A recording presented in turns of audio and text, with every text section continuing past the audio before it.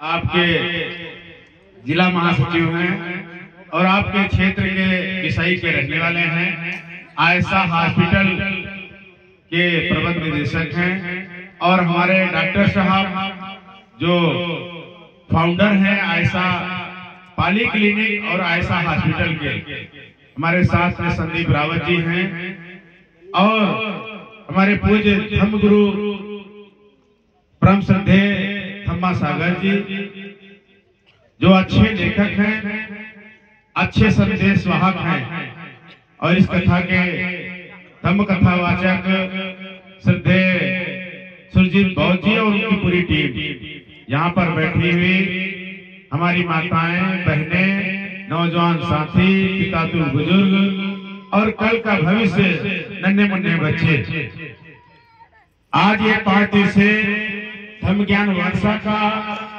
दूसरी पाली अंतिम दिवस पर कार्यक्रम हो रहा है। मैं आज इस तीसरे कार्यक्रम में आया हूँ। एक कार्यक्रम और है। ये सारे कार्यक्रम क्यों हो रहे हैं, इस पर छोटी सी चर्चा करके और आगे को माइक मंच समर्पित होगा। हमारे महापुरुष रहे कुर्मी राजा छत्रपति शिवाजी महाराज। बहुत सारे लोग कहते हैं बुद्ध कथा हो रही, अम्बेडकर कथा हो रही, केवल चमारों की कथा। अरे ये हमारे महापुरुषों की कथा है। खोया हुआ इतिहास और सोए हुए समाज को जगाने के लिए कार्यक्रम हो रहा है।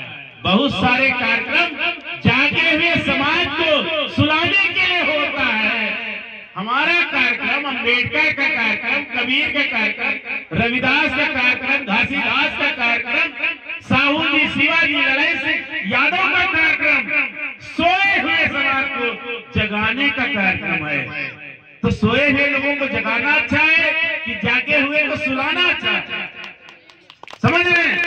हमारे महापुरुषों ने सोए हुए कौम को, खोए हुए अधिकार को दोबारा पाने के लिए सोए हुए समाज को जगाने का काम किया। कुर्मी राजा छत्रपति साहू जी महाराज, उनके वंशज छत्रपति संभाजी महाराज, उनके वंशज छत्रपति शिवाजी महाराज, छत्रपति शिवाजी महाराज से साम्राज्य का स्थापित होता है। छत्रपति शिवाजी महाराज का राज्य कोई करने को तैयार नहीं था। 2 करोड़ रुपया लेकर के कोड़ी ब्राह्मण बाएं पैर से 6 फीट ऊंचे बैठ करके उनका राज तिलक किया।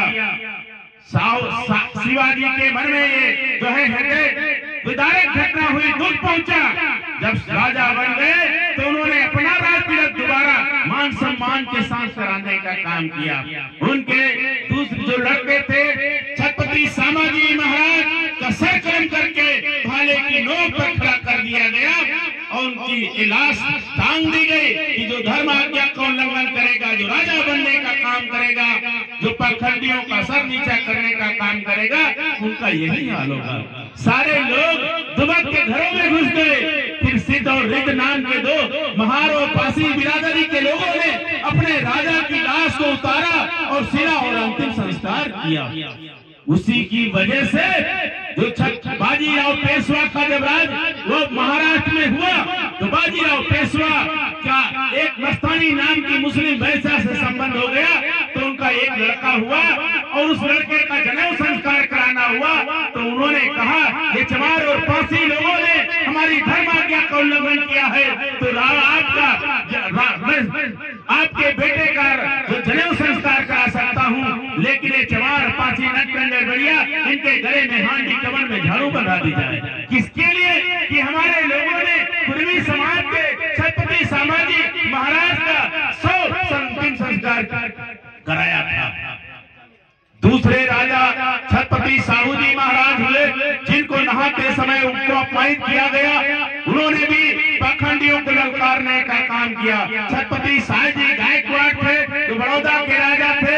ये 3 राजा ऐसे थे जो कुर्मी समाज के लिए जो वैचारिक क्रांति का काम करने का काम किया। आरक्षण के जनक छत्रपति साहू जी महाराज ने